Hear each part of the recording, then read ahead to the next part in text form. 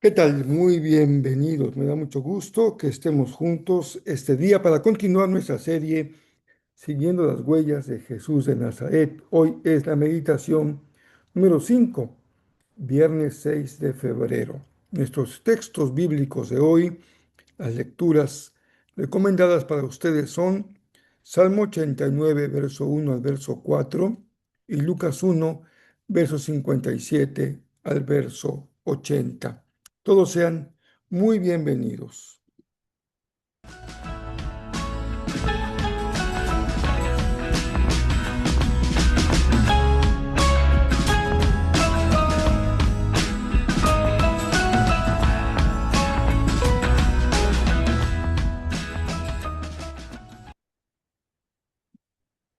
Bueno, ya estamos terminando también una semana más, la primera semana del mes de febrero. El tiempo se va volando, como solemos decir.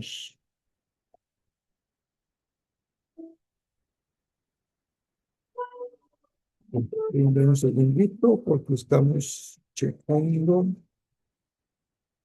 un sonido. No lo debiéramos de poner porque me parece que ustedes no lo están escuchando. Y- y estamos en el día viernes 6 de febrero. Nos da mucho gusto que podamos estar considerando una vez más la palabra de nuestro Señor. Creo que ya logramos poner orden en esta música que estaba yo escuchando. Pues vamos sin más a los textos bíblicos. Voy a leer el Salmo, aunque el texto de Lucas es extenso, es muy conocido, haré referencia a él, no lo leeremos palabra por palabra. Pero el Salmo 89, verso 1 al 4 dice, Siempre cantaré acerca del amor inagotable del Señor. Jóvenes y ancianos oirán de tu fidelidad. Tu amor inagotable durará para siempre.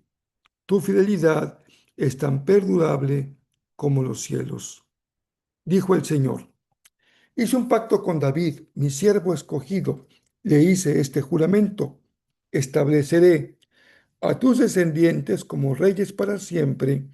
Se sentarán en tu trono desde ahora y hasta la eternidad.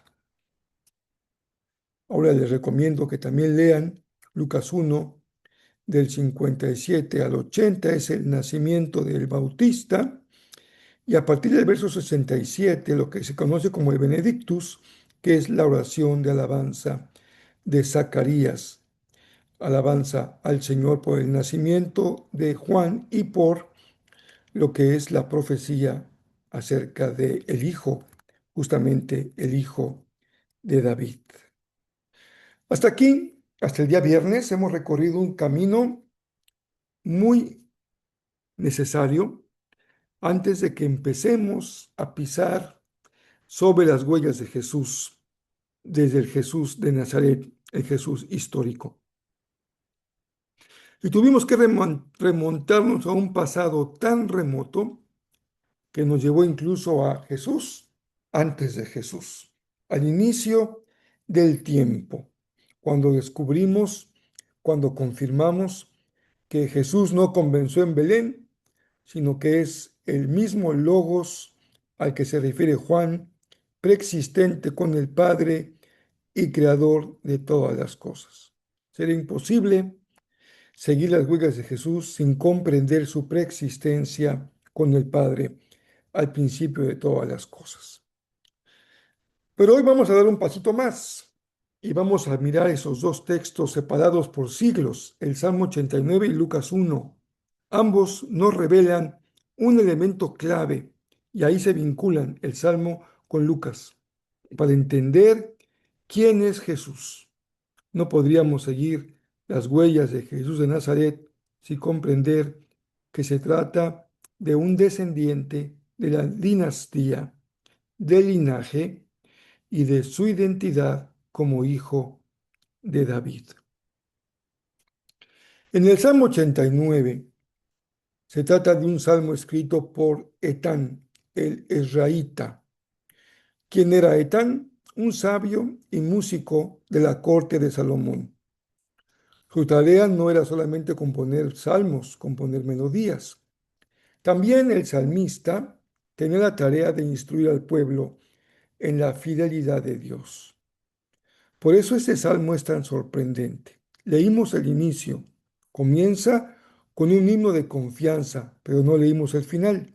Les recomiendo que lean el final, donde el salmista termina con un lamento desgarrador. Primero, una expresión de absoluta confianza en la promesa de Dios a David, pero al final la expresión de un lamento desde lo profundo del alma de alguien que está experimentando el dolor de una terrible derrota.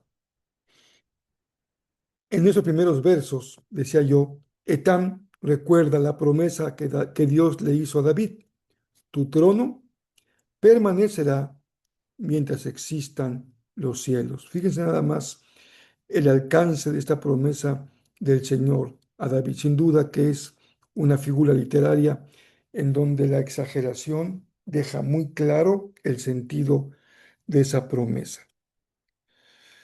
Hay dos palabras que el salmista usa en esta expresión, dos palabras fundamentales. Significan que un amor leal como el de Dios no se rinde, tu trono permanecerá, y una fidelidad firme que es inquebrantable. Ese es el carácter y ese es el corazón de Dios revelado aquí en el Salmo. Pero aquí entra el conflicto. Los salmos nunca están ajenos al conflicto que vive el pueblo de Dios.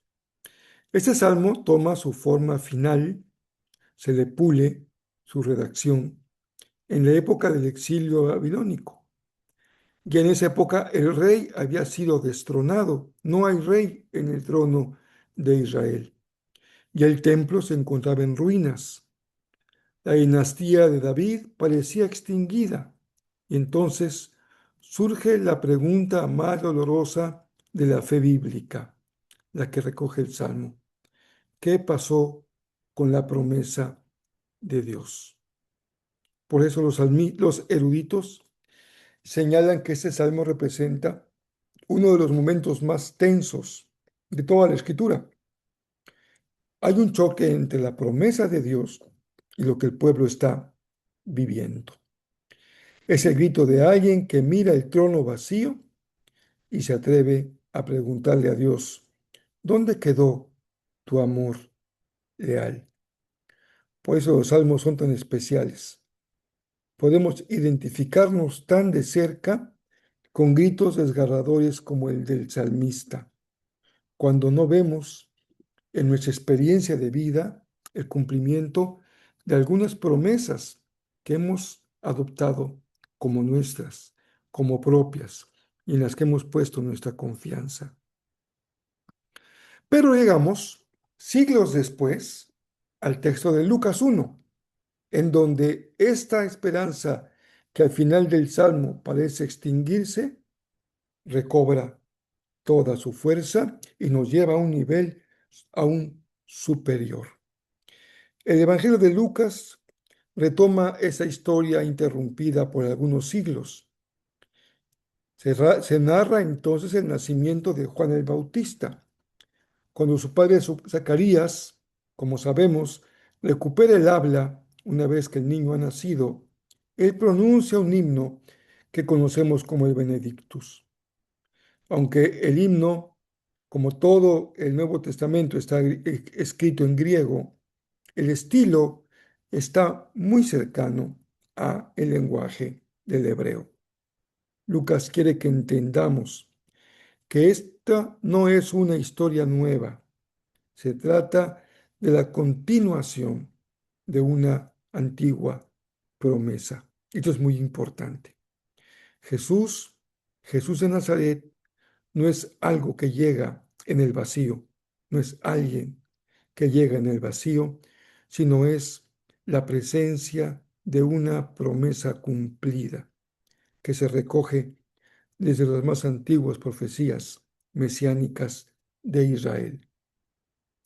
En el texto original aparecen tres palabras muy importantes. La visita, la visita no es una visita social, se trata de el ángel que se hace presente como una intervención divina. Es decir, Dios está entrando en la historia para rescatar a su pueblo. Y eso lo veremos muy claramente cuando ya entremos a la historia de Jesús. También se habla del rostro. Juan irá, dice la palabra, delante del rostro del Señor. Es la expresión original del texto bíblico. Es un lenguaje profético que hace eco a las antiguas promesas sobre el mensajero que preparará el camino. Y también se habla de el renuevo o del amanecer. Esta palabra significa dos cosas a la vez: el amanecer, la luz que rompe la noche, y el renuevo, la rama que brota de un tronco aparentemente muerto. Novedad, vida, restauración, renuevo, amanecer. Eso es lo que está aquí presente en la historia del Bautista. Lucas nos está diciendo, la dinastía de David, que parecía un árbol seco, está volviendo a brotar. Nunca des por descartado a nadie. Nunca entierres a nadie. Y mucho menos nunca descartes una promesa de Dios. Dios es especialista en hacer que ese viejo tronco seco tenga un retoño, el retoño de Isaí. Hay un vínculo entonces entre estos dos textos. Si ponemos el Salmo 89 y Lucas 1, uno frente al otro, escuchamos una conversación a través de los siglos. El Salmo 89 pregunta, ¿se rompió el pacto con David? Especialmente en los últimos versos. Y Lucas responde, no, Dios ha regresado a visitar a su pueblo. Zacarías anuncia que el nacimiento de Juan es la señal de que Dios no olvidó su promesa. Lo que Etán veía como una contradicción, un pacto eterno frente a un trono vacío, ahora se resuelve en la llegada del Salvador. Lucas ve este amanecer en la figura de Jesús. Ya no hay lamento por la corona perdida, ahora hay esperanza en la acción salvadora de Dios en la historia humana. Cuando el Nuevo Testamento llama a Jesús hijo de David, no está haciendo un comentario biográfico, eso es lo interesante, lo importante de hoy. Está usando un título jurídico, un título de carácter mesiánico. Significa que Jesús, eso es lo importante, de Jesús de Nazaret, es el heredero legítimo del pacto eterno, que Jesús une la sabiduría divina con la compasión humana. Lucas muestra que ese Hijo trae luz a quienes viven en sombra de muerte. Es mucho más que un rey de carácter temporal. Es un rey que salva, un rey salvador. Y Jesús también es el renuevo. Es Él el que brota de un trono, de un tronco seco. La palabra que usa Lucas lo presenta como el amanecer que rompe la noche, como la rama que revive un linaje humillado. En Él, el amor leal y la fidelidad de Dios toman forma humana. El rey está por ocupar su verdadero trono. Lucas nos muestra que ese trono nunca ha estado abandonado. Siempre la iglesia y el pueblo de Israel ha confesado al Señor y a Jesús como el Rey. Jesús de Nazaret es mucho más que un maestro, que un rabino, que un sanador, que un profeta. Es la respuesta final. Es el Hijo de David que cumple la promesa, que restaura la esperanza y que revela que la fidelidad de Dios es más fuerte que cualquier exilio. En la próxima etapa de nuestro camino, seguiremos en estos momentos previos a las primeras huellas que el Maestro depositó sobre los caminos de Galilea, ya no solo como el Logos, sino como el Rey que ha entrado en la historia para transformar la historia y para transformar nuestras vidas también, nuestra propia historia. Bien, déjenme compartirles una frase memorable con la que estamos cerrando nuestra meditación de hoy. Es una frase de un gran especialista del Nuevo Testamento, apellidado Wright, N.T. Wright. Dice así: Jesús no es simplemente el hijo de David, que ha venido a recuperar un trono perdido. Es el rey que viene a redefinir lo que significa el trono.